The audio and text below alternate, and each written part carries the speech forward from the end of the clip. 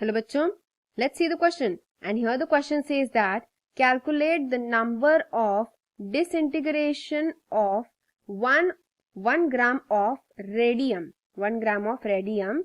Then T half life is given here, that is 1600 years. What would undergo per second? What mass of sodium which have T half life 15 hours would undergo same disintegration per second?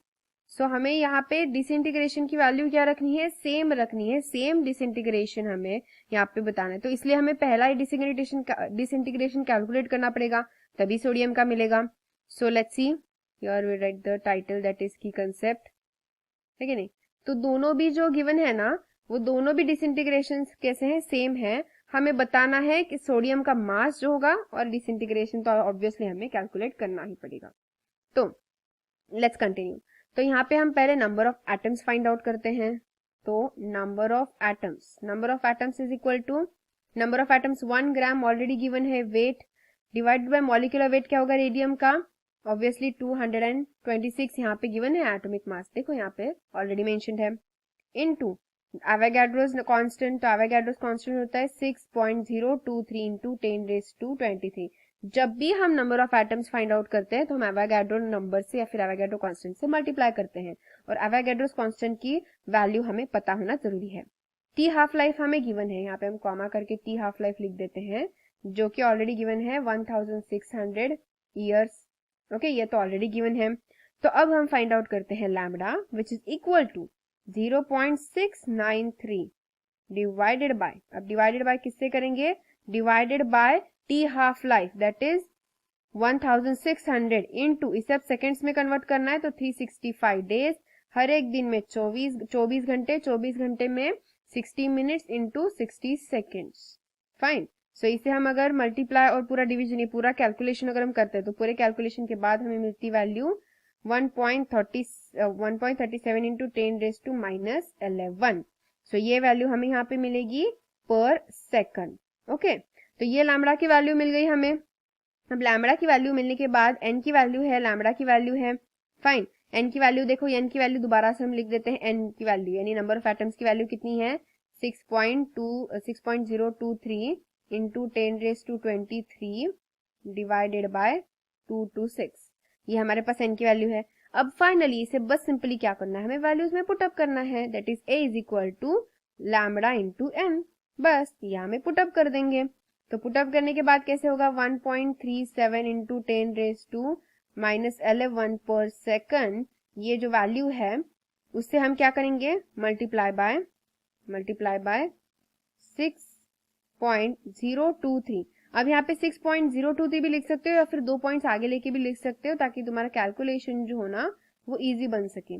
So for sake of easy calculation you can have change of values also, यानी कि points आगे पीछे कर सकते हो और उसके according जो न्यूमरेटर डिनोमिनेटर है वो भी एडजस्ट कर सकते हो.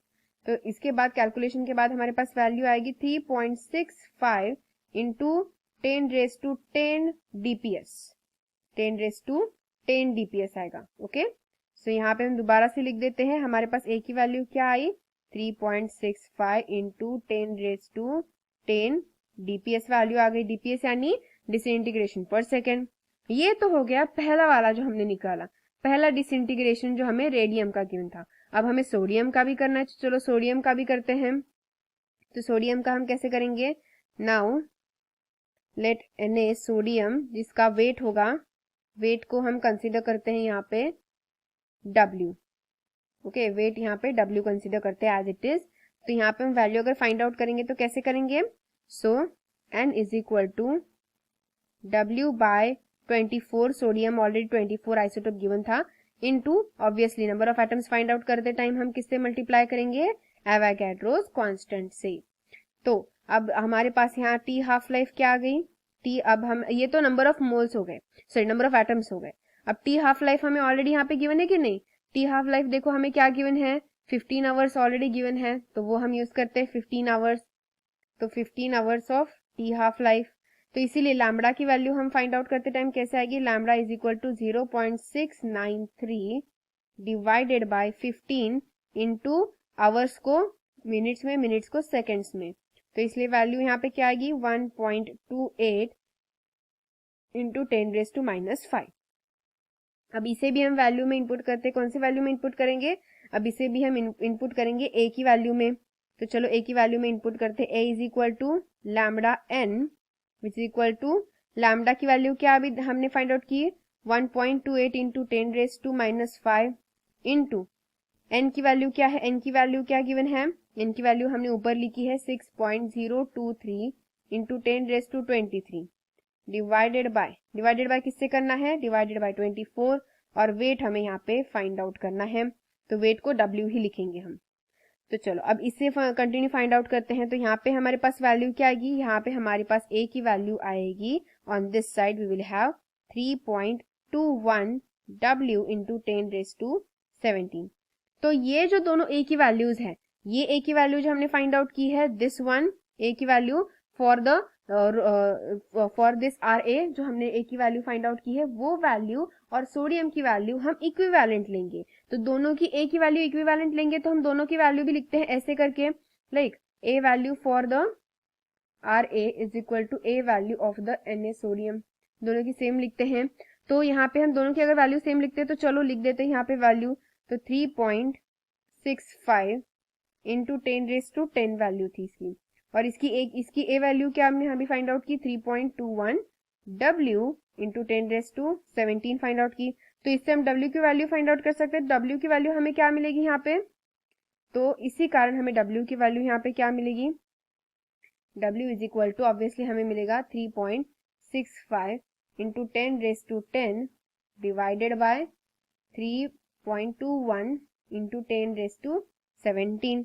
सही, तो यहाँ पे हमारे पास W क्या आएगा, W की वैल्यू हमारे पास यहाँ आएगी ग्राम्स में, W की value that is none other than 1.137 into 10⁻⁻7 grams. ये फाइनल वैल्यू हमें मिल गई।